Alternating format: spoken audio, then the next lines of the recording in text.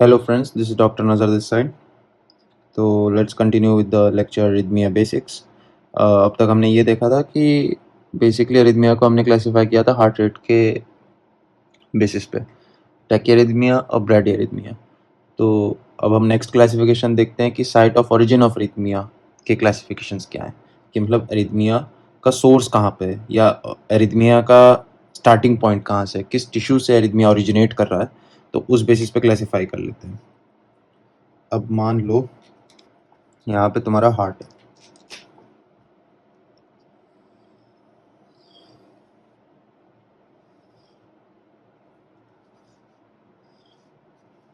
ठीक। इस हार्ट पे होगा मान लो मेरा एसए नोड,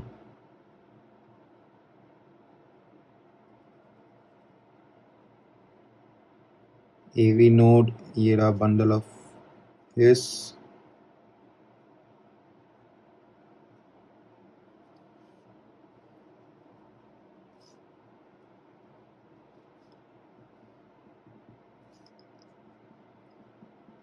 ठीक। तो अगर मान लो कि हमारा जो अरिथमिया ओरिजिनेट कर रहा है वो एसए नोड से ओरिजिनेट कर रहा है, तो हम लोग इसको बोलते हैं साइनस एरिथमिया, ठीक। अगर मान लो कि ये तो बेसिकली ये जो होता है ये फाइब्रस है, फाइब्रस एनुलस बोलते हैं इसको।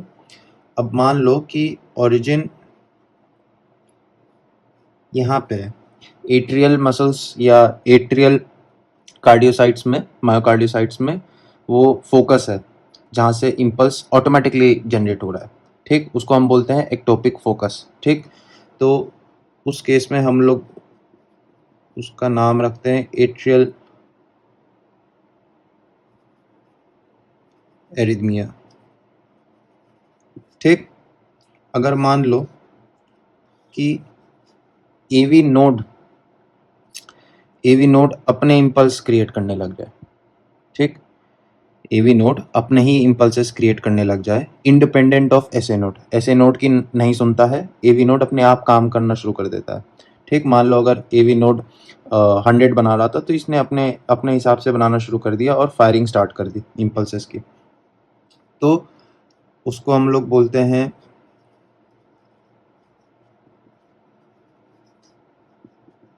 जंक्शनल अरिथमियास, या फिर इसको हम लोग नोडल एरिथमियास भी बोलते हैं, ठीक। अब मान लो अगर वेंट्रिकल का जो कार्डियोमायोसाइट है, मायोसाइट है वेंट्रिकल का, वो एक्टोपिक फोकाई की तरह काम करने लगे जैसे ही एट्रियल एरिथमिया कर रहा था, तो उसको हम लोग बोलते हैं वेंट्रिकुलर एरिथमिया, ठीक। अब ध्यान से देखना कि जो क्लासिफिकेशन है हमारे पास,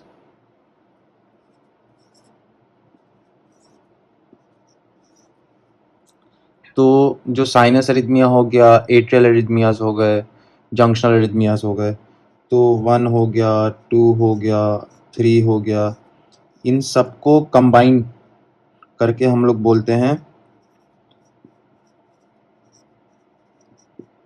सुप्रावेंट्रिकुलर एरिथमियास, ठीक। इसको ऐसे भी लिखते हैं एसवीटी, ठीक। टैकीकार्डिया बोलो, एरिथमिया बोलो, बात एक है। सुप्रावेंट्रिकुलर एरिथमियास या सुप्रावेंट्रिकुलर टैकीकार्डियास। जो फोर्थ नंबर है वो इंडिविजुअली एक एंटिटी है, वेंट्रिकुलर एरिथमियास, ठीक है। तो ये बेसिकली तो एरिथमियास हो गए। अब एरिथमियास का ये मतलब नहीं होता है कि हमेशा टैकीकार्डिया ही होगा, एरिथमिया में हमने डिस्कस किया है कि टैकीकार्डिया भी हो सकता है, ब्रैडीकार्डिया भी हो सकता है। तो एक तो ये हो गई site of origin of arrhythmia. अब आगे देखते हैं, अब हम लोग आगे देखते हैं कि कार्डियक एरिथमियास का बेसिकली सेलुलर लेवल पर मैकेनिज्म क्या होता है, कि सारे ही एरिथमियास जो होते हैं वो वहीं से ओरिजिनेट होते हैं। तो हम लोग को 3 पॉइंट्स ध्यान में रखने हैं कि ऑटोमेटिसिटी इंक्रीज हो जाए। किसकी?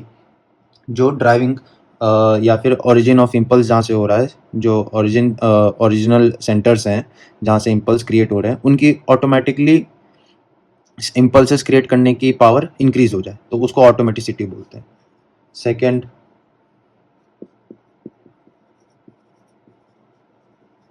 Triggered automaticity. ट्रिगर्ड ऑटोमेटिसिटी का ये मतलब हुआ कि जो मायोकार्डियोसाइट है उसको किसी तरह से हमने ट्रिगर कर दिया है। अब वो एक टॉपिक फोकाई का काम कर रहा है और उस वजह से इम्पल्सेस क्रिएट हो रहे हैं।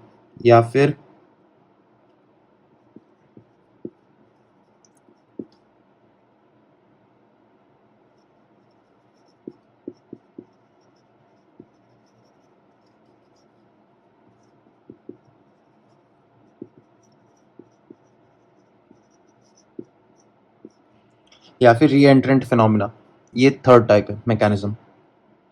इसको सर्कस मूवमेंट भी बोलते हैं। तो एक एक करके मैकेनिज्म्स देख लेते हैं, जल्दी जल्दी डिस्कस कर लेते हैं। अब मान लो कि ये तुम्हारा ऐसे नोड है, ऐसे नोड का सेल है और यहाँ पे आपका बेसिकली रेस्टिंग मेम्ब्रेन पोटेंशियल है, थ्रेशोल्ड पोटेंशियल है। ठीक, तो ऐसे नोड का जो फायरिंग होता है, मान लो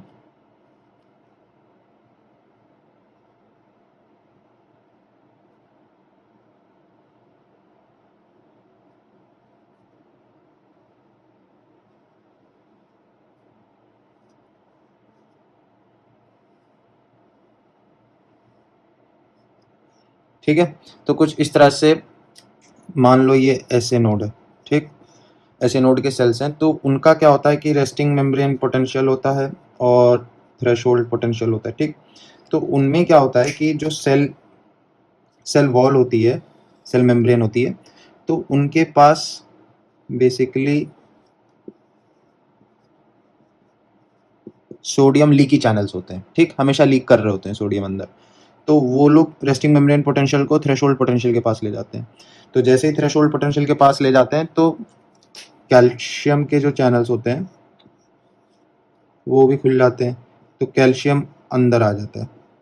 ठीक, कैल्शियम अंदर आता है तो डिपोलराइजेशन हो जाता है। तो जैसे ही डिपोलराइजेशन होता है उसके बाद वोल्टेज गेटेड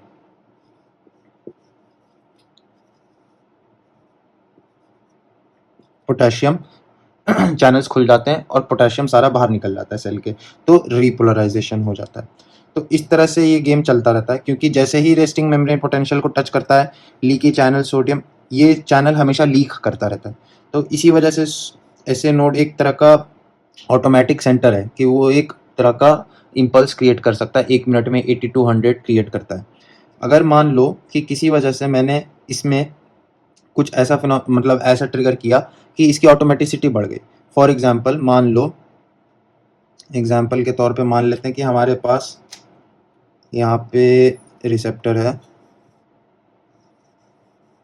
ठीक, इस रिसेप्टर पे एपिनेफ्रिन लगा दो। ठीक, ये एपिनेफ्रिन का रिसेप्टर है। अगर एपिनेफ्रिन एक्ट करता है ना ऐसे नोड पर, तो ये स्टिमुलेट करेगा जी स्टिमुलेटरी प्रोटीन्स को और उसके थ्रू फॉस्फोराइलेशन करा देगा। फॉस्फोराइलेशन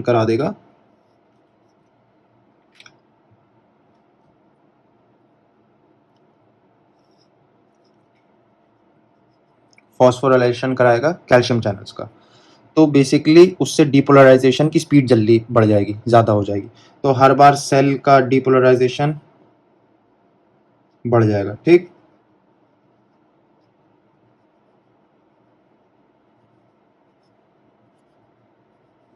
तो पहले 3 वेव्स क्रिएट हो रही थी 1 मिनट में मान लो, अब 5 वेव्स क्रिएट हो रही हैं, क्योंकि कैल्शियम का इन्फ्लक्स बढ़ा दिया है किसने? एपिनेफ्रिन ने, via phosphorylation of calcium channels.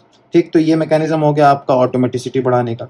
उसी तरह से सिमिलर प्रिंसिपल पे ट्रिगर्ड ऑटोमेटिसिटी है कि मान लो अगर वेंट्रिकल का जो सेल होता है, अगर उसको बनाया जाए तो उसका भी तो ग्राफ हमने पढ़ा है, ऐसे बनता है, प्लेटो बनता है और फिर रीपोलराइजेशन हो जाता है।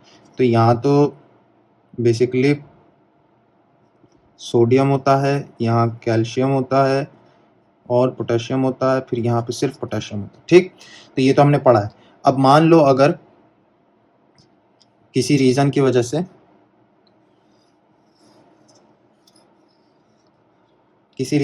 से मान लो एग्जाम्पल ले लेते हैं इस्कीमिया, ठीक, या फिर सेल इंजरी, ठीक, या फिर कैटेकोलामीन्स मान लेते हैं, ठीक।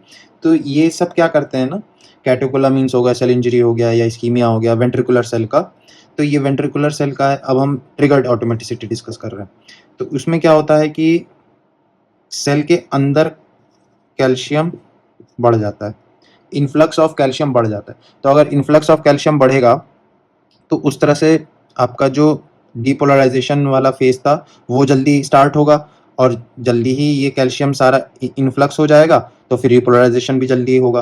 तो उस वजह से क्या होता है कि अगर मान लो ये आपका थ्रेशोल्ड पोटेंशियल है और ये आपका रेस्टिंग मेम्ब्रेन पोटेंशियल है, तो जैसे ही कैल्शियम ट्रिकल इन होने लगता है तो इसको टाइम लगता है वापस डीपोलराइजेशन में, ठीक। तो इसमें क्या होता है कि पहले ही ये यहाँ से ऐसे बढ़ जाता है, तो उससे पहले ही रीएक्टिवेट हो गया ये। तो इसको बोलते हैं बेसिकली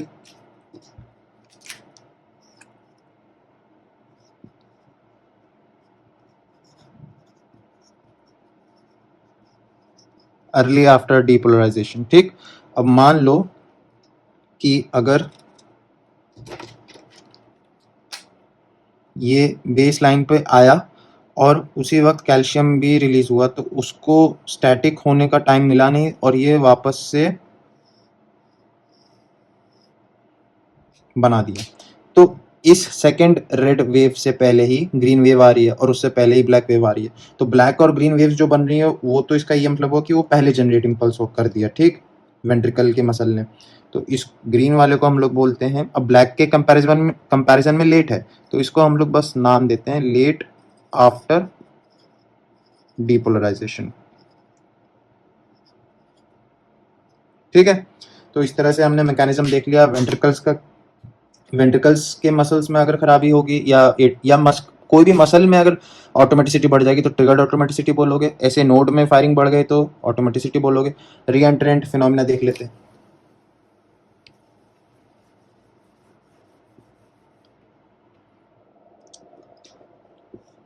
अब मान लो ये स्कार है, ठीक, हार्ट में मायोकार्डियल इन्फाक्शन की वजह से कभी हुआ होगा किसी इंसान को, तो उसको वहां पे जो मसल का टिश्यू होगा वो स्कार में कन्वर्ट हो जाएगा। तो बेसिकली पहले नॉर्मल देख लेते हैं। नॉर्मल क्या होता है कि इम्पल्स आएगा, अगर स्कार है तो वो ऐसे ट्रैवल करके निकल जाएगा, ठीक। तो दोनों इम्पल्सेस इक्वल टाइम और इक्वल डिस्टेंस ट्रैवल करके आगे निकल जाएंगे, ठीक है। लेकिन कभी कभी ऐसे होता है ना कि ऐसे इम्पल्स आता है, यहाँ से भी मुड़ जाता है, यहाँ से भी मुड़ जाता है। तो ये वाला तो मान लो अगर यहाँ तक पहुँच गया, लेकिन ये वाला किसी वजह से ब्लॉक हो गया मान लो, ठीक है। तो इसको इतना टाइम मिल जाता है कि ये यहाँ तक जब पहुँचता है ना, तो इतना वाला पार्ट जो डीपोलराइज हुआ था वो फिर से एक्साइटेशन के लिए रेडी हो जाता है, मतलब इसका रिफ्रैक्टरी फेस खत्म हो जाता है और ये इसमें जाके मिल जाता है। तो जैसे ये मिल जाता है उसमें, तो फिर ये ऐसे गोल गोल घूमने लगता है। तो जब ये गोल गोल घूमना शुरू कर देता है, तो मान लो ऐसे ऐसे घूम रहा है, ठीक। तो गोल गोल घूमता है तो ये इम्पल्सेस उधर इधर फेंकना शुरू कर देता है। तो इस तरह से इम्पल्सेस ये क्रिएट करना शुरू कर देता है। तो इसको री एंट्रेंट फिनोमेना बोलते हैं, सर्कस मूवमेंट इसीलिए इसका नाम है। इसमें बेसिकली यही है कि जो इसका इम्पल्स जो ट्रैवलिंग डिस्टेंस है, अगर ये ट्रैवलिंग डिस्टेंस या travelling time is more than the time taken for the refractory phase, तो फिर ये इसमें घुस जाएगा, री एंट्री करेगा। तो री एंट्रेंट phenomena. Thanks for watching. I hope you got the concept behind mechanism for cardiac arrhythmias. Stay tuned and subscribe for more such content. Thank you.